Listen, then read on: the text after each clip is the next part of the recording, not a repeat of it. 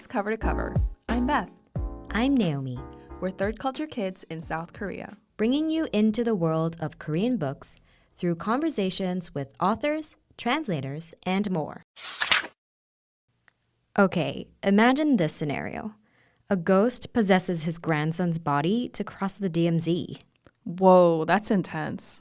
That's what happens in Joseph Han's debut novel, Nuclear Family.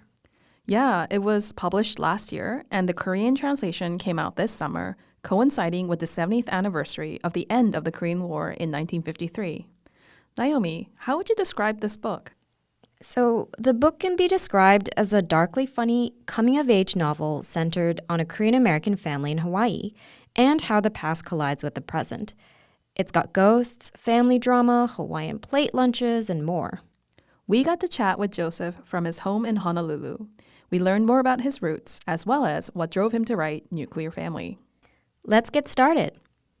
Hi, Joseph. Welcome to the Cover to Cover podcast. How's it going? Hi, it's so great to be here. Thank you for having me. Yeah, we really enjoyed reading your debut novel, Nuclear Family, which came out last year from Wisdom House. Can you introduce the book for our listeners? Sure, Nuclear Family is about the everyday impact of war and the legacy of division on the Korean Peninsula and how it impacts Korean diasporic family living in Hawaii that runs a plate lunch restaurant after their eldest son gets caught spectacularly failing at trying to cross the Korean DMZ. So it's about the reverberations of this decision and how it's tied to a haunting that takes place in this family's life for generations, as it's tied to their trauma and the stories that they inherit but don't necessarily speak to or acknowledge. That was a perfectly succinct summary of the book. There's so many things we want to ask you about. But before we dive in, can you tell us a bit about your third culture kid roots? Yeah, so I was born in Korea and I immigrated to Hawaii when I was a baby. And I was raised by my grandparents in Honolulu on the island of Oahu, while my parents remained in Seoul. And they wanted me to get an American education. And my parents were really young at the time, so my grandmother insisted on taking the responsibility of raising me and giving me an opportunity to thrive. The story goes that I was a really sick child. I was born prematurely, and my grandma says that, oh, the air quality is so poor in Seoul. We wanted you to go to a tropical climate where you could breathe easy. So that may have been the reason on their end, but I've long since had to reconcile with this decision that was made for my life and reconcile with the distances between myself and where I was born, my understanding of Korean history, and the gaps in knowledge that I've had to fill by turning to writing fiction as a way to understand my place as a diaspora Korean or a Gyopo living in Hawaii. Yeah, and that brings us to our next question. We are actually really curious about how exactly did you get into writing fiction? How did it help you understand your identity, for example, as a Korean growing up in Hawaii? I feel like the Korean American experience or story is so much overdetermined by our distance and separation from one another, our removal from our language and our history. So when I turned to reading Korean American fiction, I was able to get closer to the stories of my family without having to hear my family tell these stories themselves. I don't really come from a rich storytelling tradition in my family. What they endured during post-war Korea during the war and the many years after, the stories of their lives, I didn't really hear too much about growing up. I was raised in a Korean Christian context, and Hawaii has deep roots related to the Korean Christian church, being founded with early labor migration of Koreans. So I was trying to understand my place in this large context of Korean immigration and the beginning of the diaspora. And I wanted to find my genealogy to this history, even though my family stood in the way of my accessing this lineage. So I turned to fiction. And the first few books of Korean American fiction that I read were Native Speaker by Chang Rae Lee, Comfort Woman by Nora Okja-Keller, and Edinburgh by Alexander Chee, which were all published around the late 1990s, early 2000s. And I thought that that was a critical point for me, but also for Asian American literature and the beginning of a larger and growing Korean American storytelling tradition that's starting to broach the subject of our seemingly disparate experiences, but our connections through our shared history and generational stories. I really connect to that because part of the reason I personally wanted to start this book's podcast as a total side project here at the Korea Herald was because as a diaspora Korean Canadian myself, who was born in Seoul, very similar to you, and left when I was young, grew up for most of my adult life, and came of age in Vancouver, Canada. I found that literature and fiction was a really powerful, direct source of helping me understand my roots and the truth in a more complicated way, because there are some things that nonfiction or historical kind of texts can't really give you. They can't give you emotional truth, for example. On that note, for this book in particular, what was the main impetus for writing this book, Nuclear Family? I wrote this book to reconcile my relationship to the various places I've called home, or that my family has called home.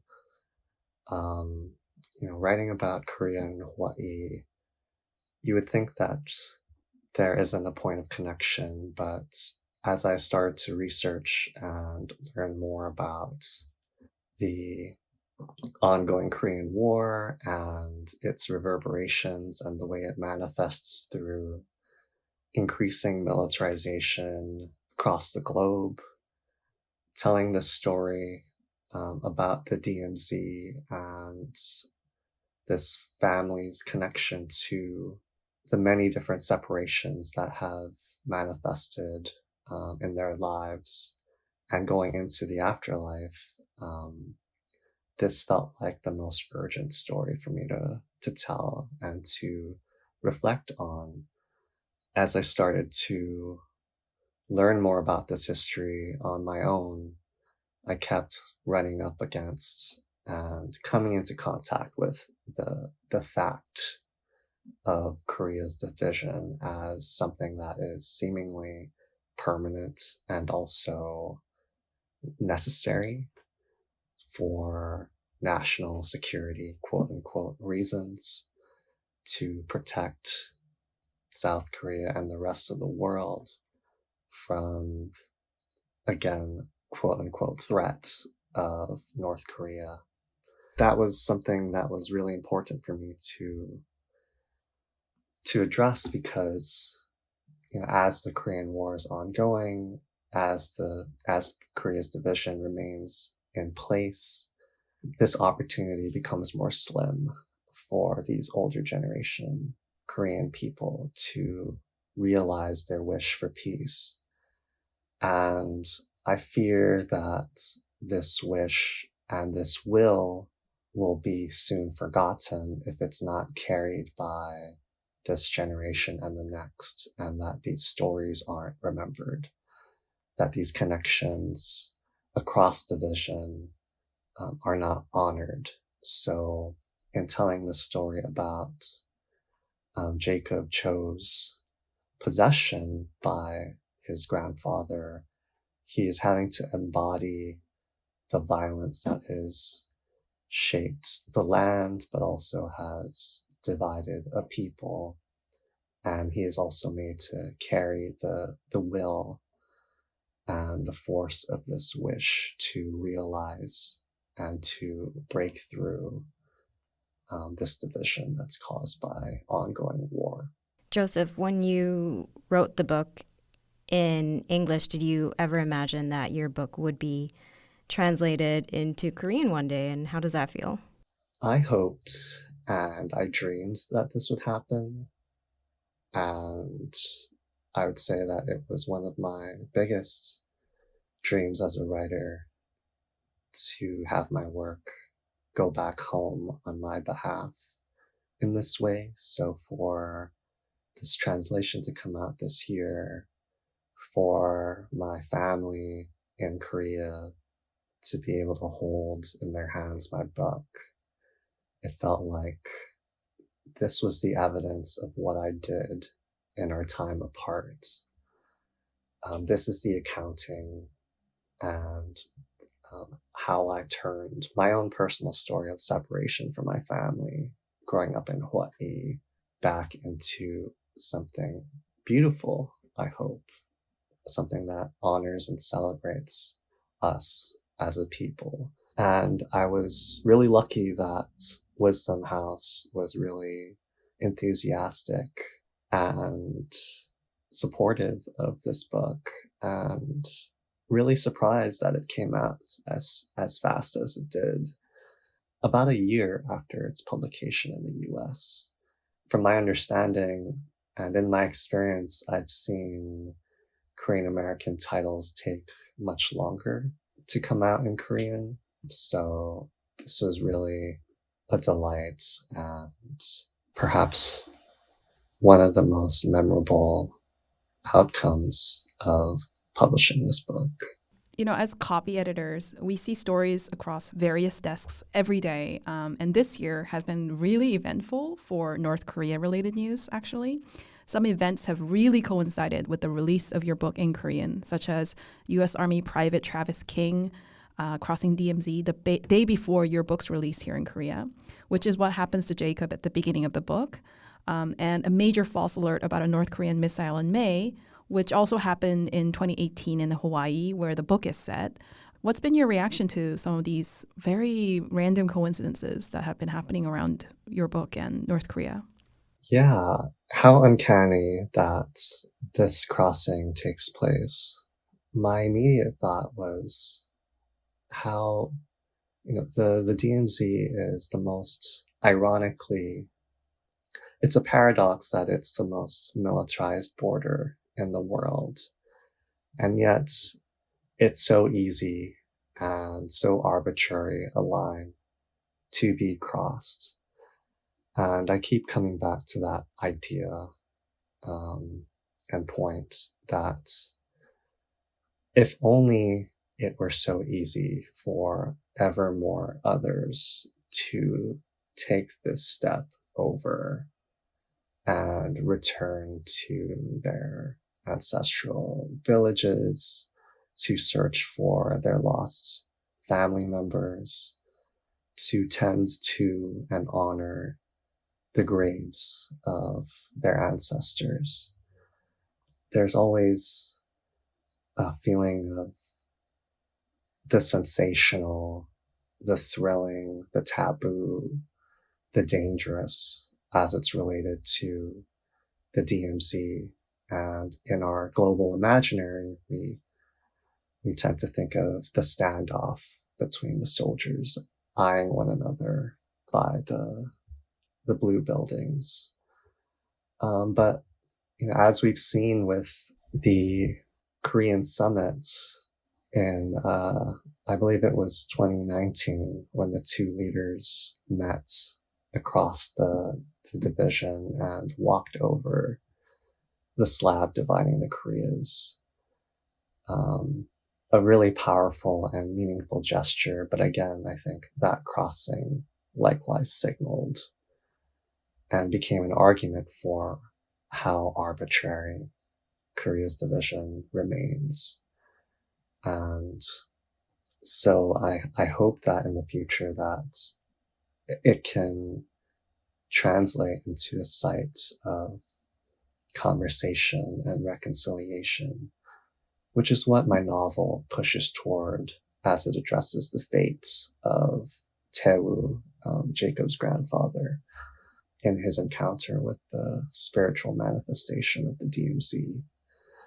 But as for your question about the false missile alert in Seoul that happened in May, I think it's very pitiful and harrowing that we have to live in a time of war and to always be conditioned to fear for our lives and to remain in a perpetual state of anxiety around our security and our survival, when we are meant to trust in the US-Korea alliance to protect us. Mm-hmm. So in this book, you juggle a lot of themes from militarism, separated families, immigration, war, U.S. imperialism. Is there one message that you hope readers would take away from reading this work? Yeah, I think the main message is I hope readers will ask themselves not only the question of when do you feel most at peace, but how can we bring peace to those who have not died peacefully? As a Korean people, we have, all of us, countless stories connecting us to this wide-scale devastation that I still, to this day, cannot comprehend what the Korean people had endured. And there are so many unaccounted for lives that were claimed and lost, that are still lost because of Korea's division. And so, related to that question, how do we bring peace to those who have not died peacefully? My biggest takeaway and hope for readers is for them to ask, what do you hold sacred in your life and what is worth protecting? Yeah, as a reader myself of the book, I felt what resonated with me the most, were the stories of Grace and Jacob's grandparents and how they had to make the journey leaving North Korea to the South, not knowing would they be able to reunite with their families. Because it reminded me a lot about the stories I heard growing up as a kid, so of my grandparents leaving China. Just a bit about my background. I am from Hong Kong, but my grandparents, they grew up in China and they had to escape China. And this was in the 1950s. So it's when China became a communist country and before the Cultural Revolution. My granddad, he left on his own first, and then my grandma had to make her way to Hong Kong on her own with 3 kids. So reading your story really reminded me of the stories I heard from my relatives about, their generation and what they had to sacrifice in bringing us to Hong Kong and having us build a life here. Even though I'm not, Korean, this part really resonated with me. Yeah, and for me personally, while I was reading this book, I was blown away by how accurate and realistic Jacob's experience of living in Korea were. Like you're mentioning the Olive Young and Gangnam Station and, the Hagwon and Itaewon. Some of the places I was like, I know exactly where that is. So one thing that I started to get curious about while I was reading these details was how much of this was actually based on your personal direct experience of living or visiting Korea. Can you tell us a little bit more about that? Yeah, I've never lived in Korea for any extended period of time. And I only started frequently visiting Korea close to every year since 2013, maybe. And anytime I visited, I would only stay for about 3 or 4 weeks. And a lot of it was reconciling with my own anxiety of coming back and having to navigate an entirely different world. And a lot of those scenes, like in Itaewon and so forth, were inspired by my visiting these places during a trip in 2018 when I started writing the novel. Unfortunately, I didn't have the opportunity to do a DMZ tour, which I have really complex feelings about. And otherwise, Jacob's narrative is basically like an alternate history or imagining of my life if I had made his decision to move to Korea for an extended period. Basically, his story came out of a joke. For the longest time, as I was starting out as a writer and committing to this life, and as my family didn't understand what I was doing, I remember my father kept repeating, just move to Korea and teach at a hagwon. You'll make a lot of money. They'll pay for your lodging. You'll do really well. You'll meet a Korean woman, et cetera, et cetera. And so, yeah, I guess this is like a multiversal story of, or fictionalizing of my own life in that way. What if I did make that decision? And what kind of unreconciled hauntings and challenges will I have to confront while I'm there? Because when I have gone to Korea, I have felt this dominant sense of unease. And yeah, that feeling became the initial mood and atmosphere that I wanted to create for the introduction to that plot line of the novel. Obviously, we'd recommend Nuclear Family to anyone who is interested in learning more about the Korean War and its impact. Do you have any books about the Korean War or separated families that you'd like to recommend? There are so many books I'd like to shout out. The one that comes to mind immediately is Tastes Like War by Grace M. Cho, who wrote the academic book Haunting the Korean Diaspora, which was incredibly formative for me in thinking about the premise of the novel.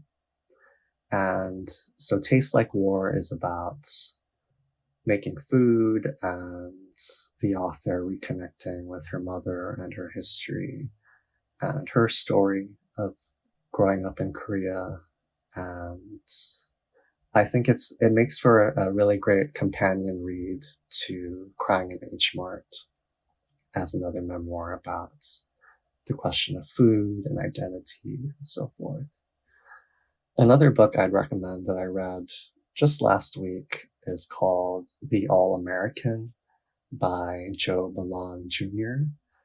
And it's about a Korean adoptee who has dreams of becoming a running back and playing college football that gets deported to South Korea. And he finds himself trying to find a way to get back home. And he ends up getting conscripted into the South Korean army. It's just a wild journey for that character and a really fast-paced and exciting read. And I would say that book would be a good companion to the show DP, which I'm currently watching in its second season. But yeah, so many recommendations, but those are the main two for now. Sounds like Beth and I will have our hands full with both of those recommendations. Are there any projects you're working on that you'd like to share with us? Yeah, actually, I just submitted my next book to publishers this week. as well as a proposal for my second novel. So my next book is a short story collection that continues the work of Nuclear Family in looking at the Korean diaspora in Hawaii in particular. But this book follows more closely my story and the story of my family than Nuclear Family did.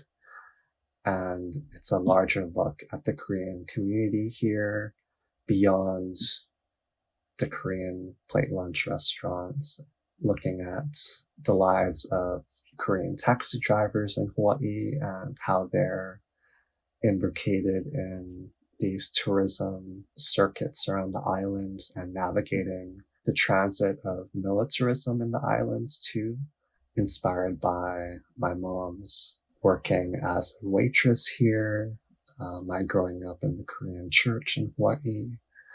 And my next novel follows through on that thread and is about 3 childhood best friends that meet and grow up together in a Korean church in Hawaii, and follows them a couple of years into the pandemic after the narrator has broken away from this friend group, and as they attempt to reconcile and how their desires, dreams, and wishes collide and come apart, and how they question whether they were meant to be lifelong friends or not.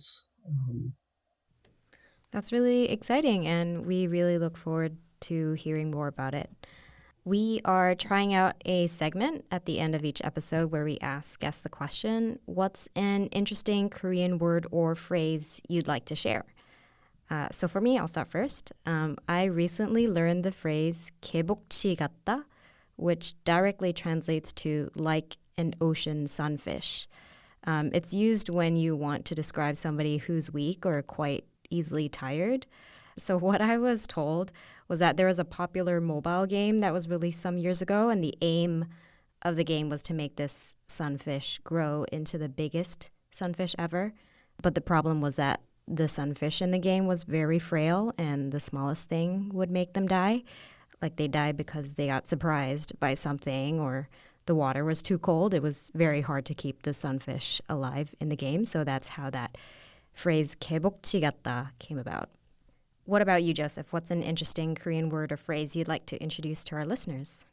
For some reason, I immediately thought about this phrase that my mom says a lot of the time. I think it's 난리가 나다, or does that sound right? 난리 났다? 난리 났다? Yeah. I think it just kind of speaks to her personality or character. She just keeps saying this, and as a point of emphasis, or it's either that or 정신없어. And it's always when she's talking to her girlfriends or gossiping or so forth. My sense is that it's, when something is chaotic or you can't fathom why things are going this way, your head is spinning kind of thing. But yeah, that was the first phrase that I thought of. Yeah, that's awesome. My mom also, I don't know why, she was always in a rush. And I think that, yeah, I sometimes I wonder, does she just enjoy the chaos? I feel like she just likes it. Like, it's not like, 난리 났다, if you translate that literally, it means like, oh, like, this thing has like hit the fan, or, 정신없어. It's like, oh, I can't keep my head straight, which is not necessarily a good thing. It could be like kind of negative, but sometimes the way it's said is almost in an excited kind of happy tone, which is like, it's like you're caught. Yeah. Yeah. It speaks to your resilience because you can acknowledge it, that you kind of have a handle on it because you can name this feeling. Yeah, definitely. Thank you so much, Joseph, for joining us today and for sharing with us your insights and for giving us a sneak peek into your next projects. Yeah, thank you so much, Beth and Naomi. I had a great time speaking with you both. We'll catch you next time. Bye. Bye. Before we sign off, we have a K-book recommendation from one of our listeners, Courtney, an American living in Seoul. Here's Courtney. Hello, my name is Courtney and I'm from Texas. For those who love historical Korean dramas or even just a classic whodunit mystery, I highly recommend The Red Palace by Jun. Set at the height of the Joseon dynasty, this atmospheric thriller follows a palace nurse and police inspector as they team up to investigate a string of grisly murders. I loved the balance between fact and fiction, history and intrigue, and what it truly meant to be a woman in that time period. Thanks, Courtney, for listening and supporting Cover to Cover. Please tweet us or leave us a comment if you have any Korean book recommendations, and we'll share it in our next episode. You can find us on Apple, Spotify, YouTube, or wherever you get your podcasts.